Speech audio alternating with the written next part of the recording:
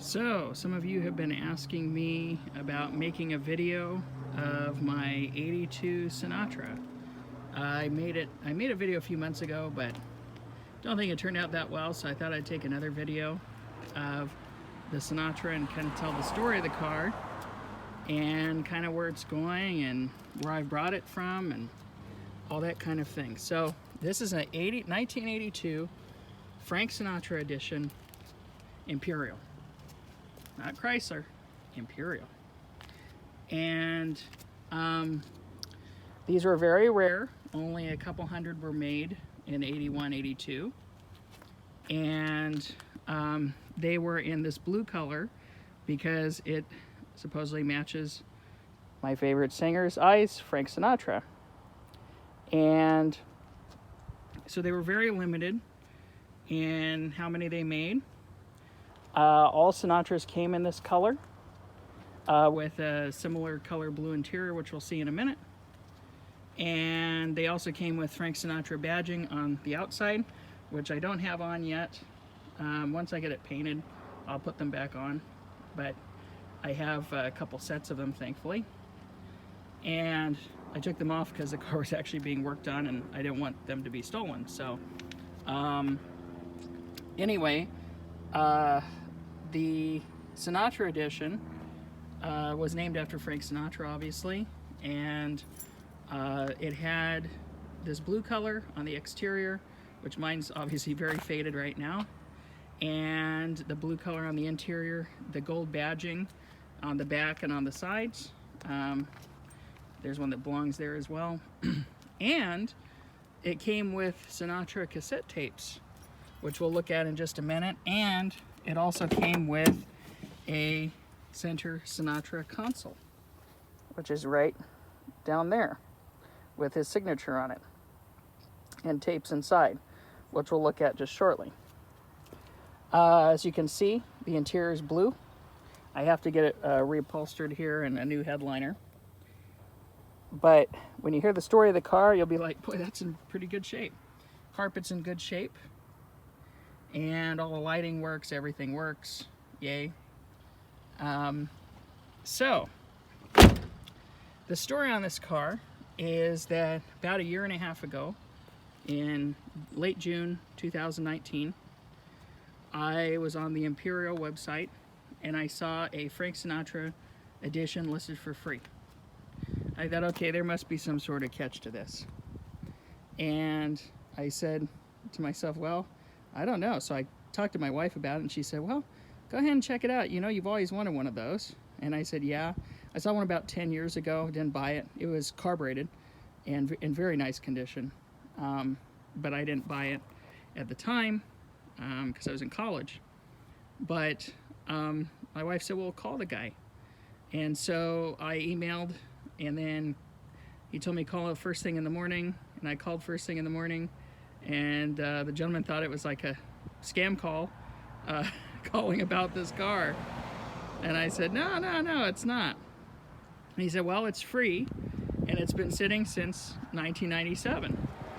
And the owner has to get rid of it because, well, he something with his house, and he's selling his house. And I was like, oh, okay. And it's been sitting since 97, and it's still fuel injected. By the way, that's my 81 back there that's carbureted. And he said, well, it is free, but you know, you have to transport it. Well, the car was up in San Francisco area, up in Hayward. And I thought, okay, well, let me see what I can do. So I called some transportation companies. A lot of them were just wasting my time. Eventually I found someone who went and picked up the car. The gentleman actually put it in the street the night before, and I was worried about it being towed because the registration's been expired for 23 years.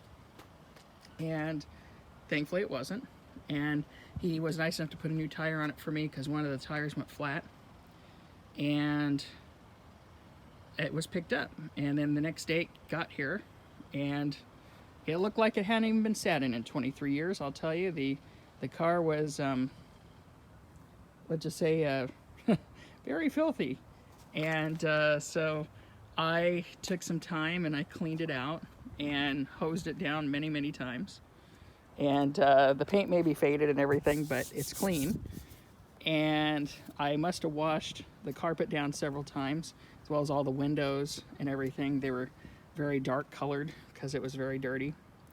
It came with some fuel injection parts in the trunk, which I ended up not using. But anyway, so I let it sit for a few months in the backyard and did some work to it, and replaced various parts like the radiator and things like that.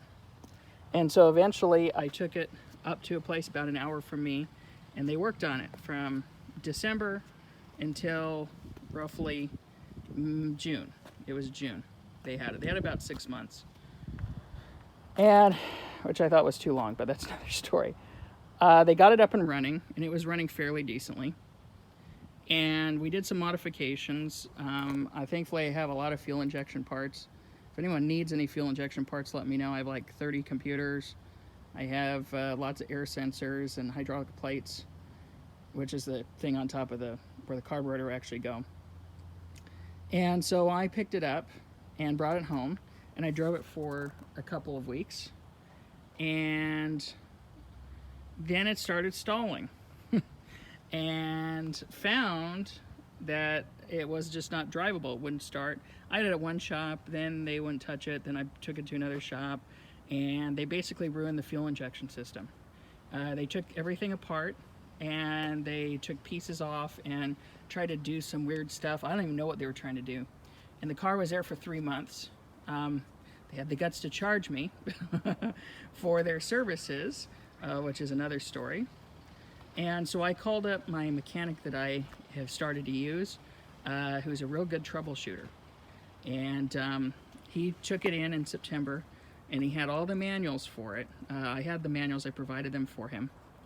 And he took it in and basically redid the fuel injection system, and thankfully got it up and running again. And so he kept tinkering with it little by little and found that it was too lean, which was a common problem with these back in the day. So what he did is he drilled a teeny tiny hole, it's just barely you can see it, in where the fuel meter is. And this makes it to where it runs, where a little bit more fuel goes into it. It's a bypass, basically a little bypass that he did. And so far so good. It's driving fantastic. It runs great, which we'll see in a minute. In fact, I'll do another video driving it. But he did a fantastic job getting it together. And now it's back home after a few months. So I cleaned it down again because it was really dirty. Basically, it hadn't been washed since June. And actually, before I sent it off, I actually put a new windshield on it. The original windshield had some problems. It was delaminating. And funny thing is, it has here the emissions, and it has the various stickers. The former owner, who was a Wells Fargo exec,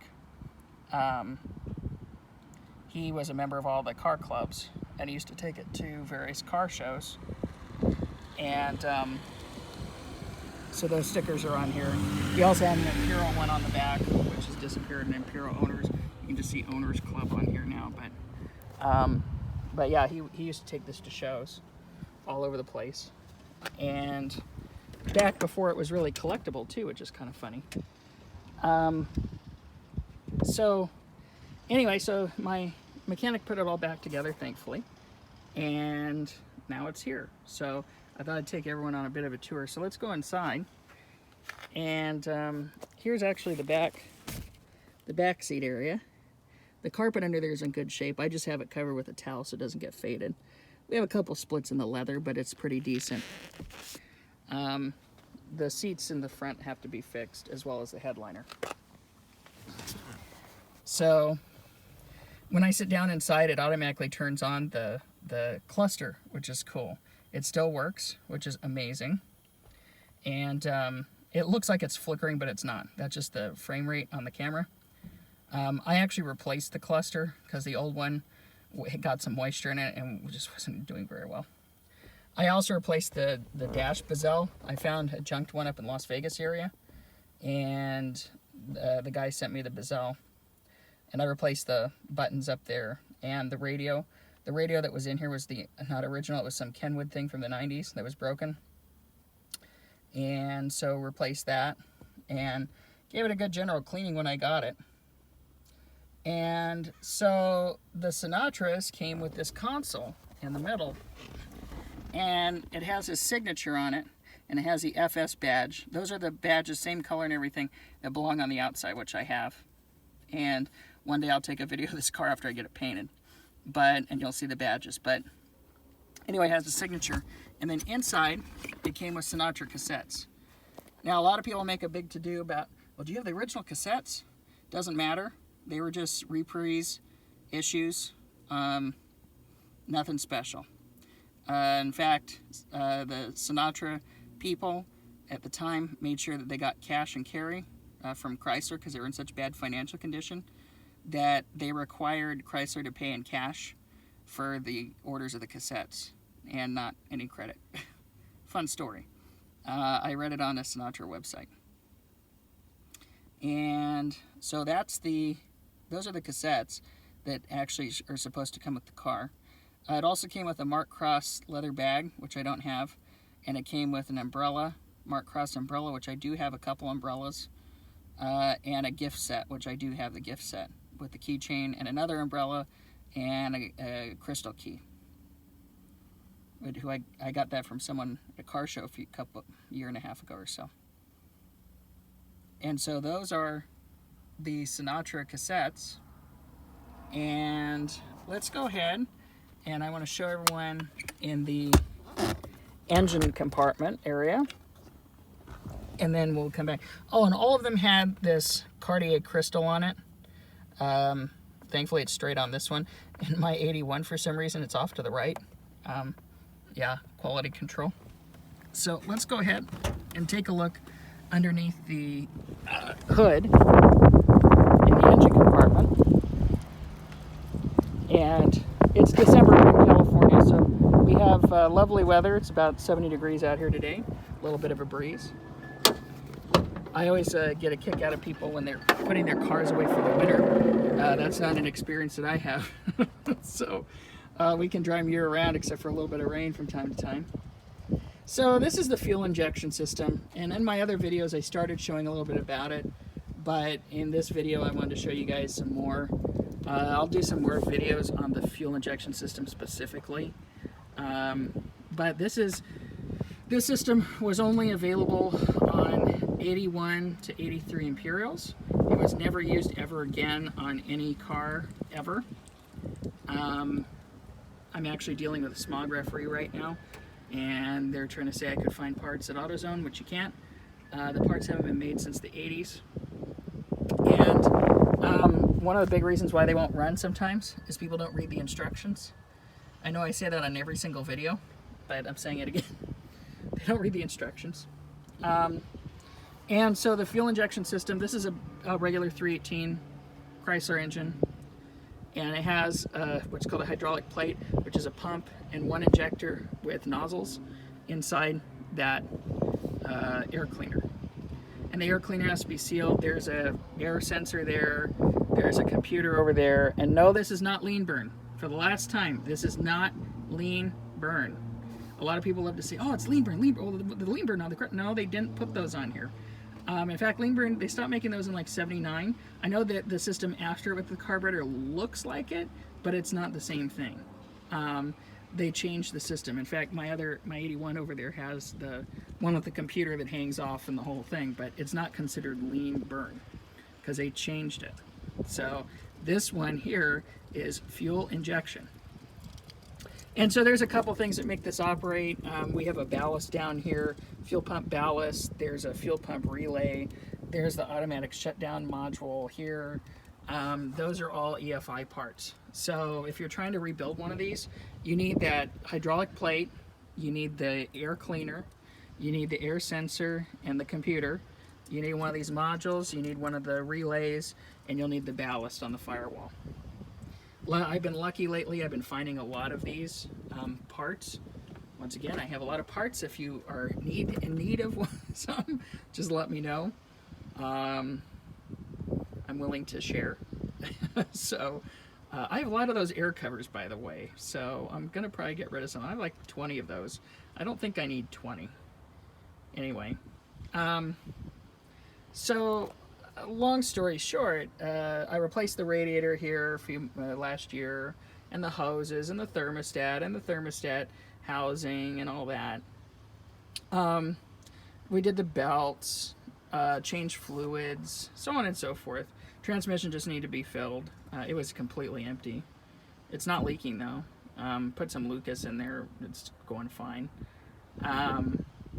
For sitting for 23 years, it's in pretty good shape. As you can see here, we have the Pentastar logo on the AC compressor. This AC compressor still works, as crazy as that sounds. The last thing I had the mechanic do after he got everything running was, hey, could you see if the air conditioner will work?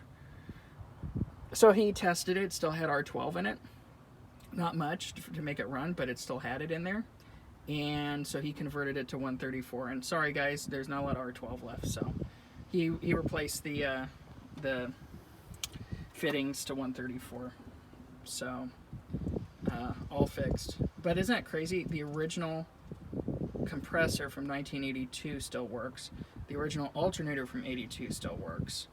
We have the smog pump there from 82, which still works, and which is crazy. The only thing we had to replace was the wiper motor and the notorious plastic piece that breaks. And so luckily we were able to get an original wiper motor that still worked. Thank you. Out there, you know who you are, who helped me get that. And it also has a Pentastar on it, which is pretty cool. I need a battery cover. I haven't gotten one yet. And then they did some repairs here to some of the wires that were a little finicky. Yeah, there was some interesting stuff going on here. The wire that goes to the memory of the computer was messed up, which was fun. And so yeah, that wasn't too good. And so he had to take off some of the wrapping there off the wires, because what ended up happening was some of the wiring to the computer wasn't very good.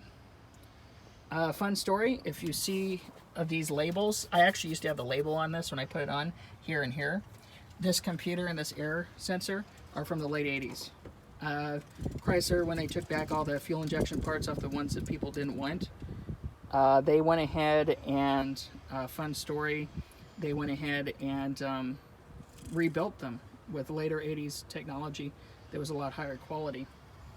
And so yeah, so they rebuilt them. And so if you're lucky and you find those, they're actually not too bad, because they were redone with later electronics. There's some information there, and that red wire is for the memory for the computer. So also one of the reasons why it wasn't running that great is there was no memory. So it would run and it'd do a good job and then get used to itself, and then there was no memory. So every time you started, it basically was starting new again. And so that was one of the big problems with it.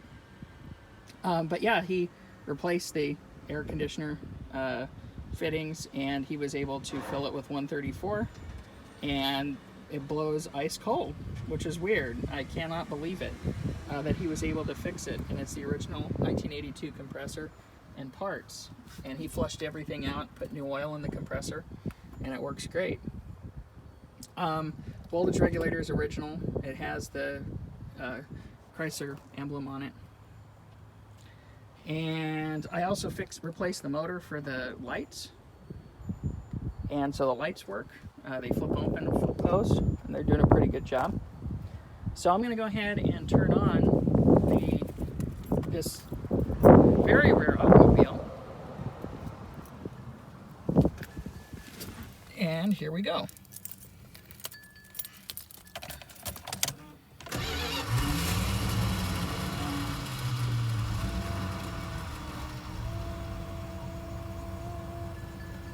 So all the warning lights came on, even in the seatbelt light, which is pretty cool.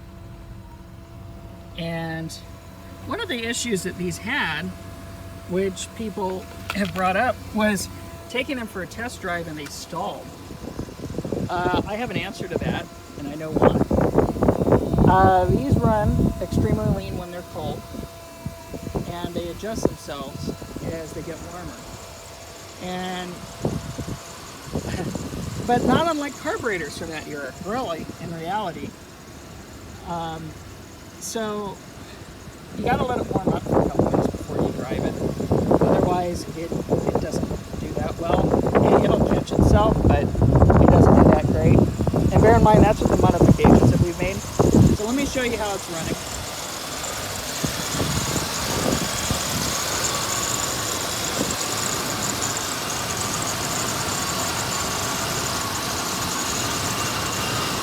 It's running nice and quiet.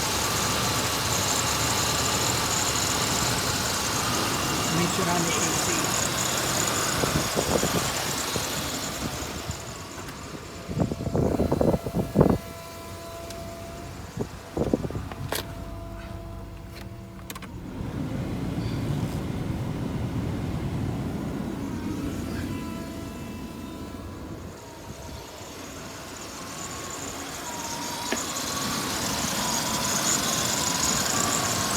And yes, that's the original compressor, 1982.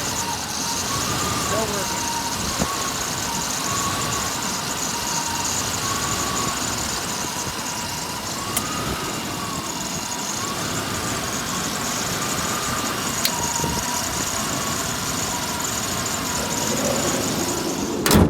And they do click on and off like that. My 81, it actually has a new compressor, clicks on and off like that. And the AC is nice and cold, not that we need it on a day like today, but it is nice and cold.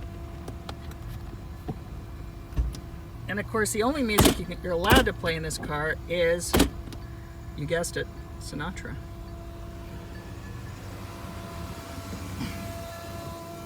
And let's take a look in the trunk. Trunk's pretty good size. I put a full-size spare in there just because I had an extra wheel.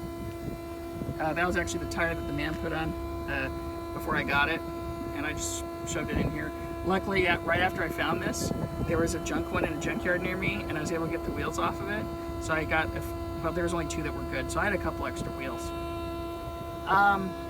But the trunk's actually pretty good size. It's just not because I have my spare there. This Imperial actually had the clear caps on it, but I just think it looks better with the red ones from 81, so I put the red ones on. This is actually inside the hydraulic plate, which is the unit that controls the fuel injection, and this actually is the power module, which is pretty cool. And so I have some spares. I have like 3 spares, because I do have another one of these too. And here's the air sensor. So I have a lot extra of these. And then here's the manual, the EFI manual. And then here's the actual computer. So I keep a couple computers and a relay in the car. Just in case. And then there's Imperial. So that is the Sinatra Imperial, 1982. And thanks for joining us today. And look for more videos. We'll be doing a drive of it and some other things and explaining some of the modifications that were made.